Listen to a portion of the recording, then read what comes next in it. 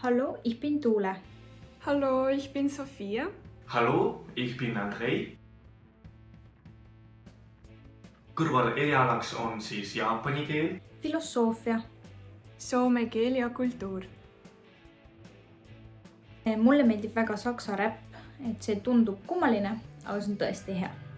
Lemmik saksakeelne muusikagrupp on Annenmäi Kantereit.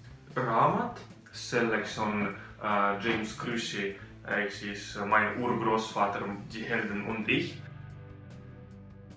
Saksa kirjandus, sest kirjandus õpetab inimestest ja kultuuridest paremini aru saama ja muudab seeläbi tolerantsemaks. Saksa kirjandus kindlasti.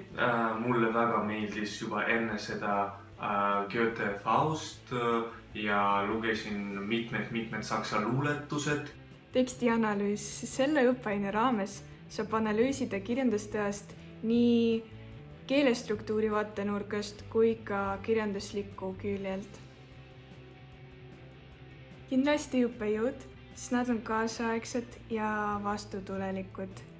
Tihti peavad loengud ka õppejõud Saksamaalt, mis kindlasti rikastab õppetööd.